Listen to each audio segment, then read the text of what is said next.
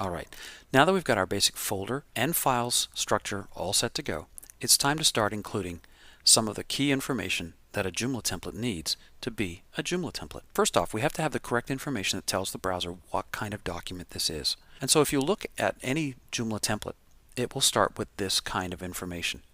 This is talking about the kind of HTML document it is, WC3 DTD XHTML 1.0 transitional. It's important to have this in there so the browser knows how to handle what Joomla sends to it. HTML XMLNS w3.org 1999 XHTML, again defining what kind of document this is. Our language settings are created in the back end of Joomla. This allows, again, the browser to know what language to use, and so that's really important to have at the top end of every Joomla template. Just as a reminder, this is the template we're working towards: a wrapper, a header, left main and right, and a footer, the basic 3-column layout. Alright, so we've got our doc type and we've got our HTML statement. One thing we need at the very top is a PHP statement that defines what kind of access is going to be allowed to the Joomla site. Now when I pasted this in, notice that it's in black. And this is a problem because this is actually a PHP statement. PHP stands for Personal Home Page. It was a programming language created a number of years ago to help programmers create dynamically driven pages instead of static pages. When you have a PHP statement, less than $PHP starts the statement, greater than symbol ends the PHP statement, and everything inside those needs to be PHP. In this case, defined JExec or die restricted access is a properly formatted PHP statement, so you'll see how it changed color. Every PHP statement closes with a semicolon. Really important. Again, when you start to develop these templates, it's always better to copy and paste than try and just type this stuff in. So feel free to do so from the content below. Alright, well of course the next part we have to have, once we have our HTML statement started, we need to have our head. Inside the head tags goes two important things. One is a statement that tells Joomla that this is the head, and it should include everything from your template and from Joomla in the header area. The other thing that's important in this section is, of course, the link to your style sheet. And the best way to do this is to create it so it's easily transferred from one template to another. In this case, the link is a style sheet. The base URL is the base address of your website, /templates. This is whatever is the current template, /CSS. And again, our template file is called template.css, and the type is a text CSS file. Basically, that's all you need in the head tag. The next tag, of course, is the body tag. So let's create the basic structure that we have. We know our first div is our wrapper div. So let's go ahead and set that up. Div ID equals wrapper.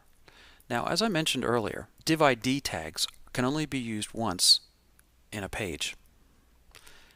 Div classes can be used multiple times to format your text or your graphics or whatever it is that you're trying to format with CSS. So div ID equals wrapper, and Coda automatically puts in the closed div. So I'm going to just add a couple of lines there. The next div, of course, is the left div. And in the left div, we want to put our left side modules. So of course that is less than JDoc::include, type equals modules, name equals left, because that's the position that those are in, and style equals XHTML. Now we're going to talk about this later on, about these different styles, but for now we'll just stick with XHTML. There are a number of styles, including table, horizontal, rounded, none, and outline, but we'll talk about that in a bit. So that's our left position. And again, once we get this formatted using CSS, we know that it's going to be 200 pixels wide. The next one is our main.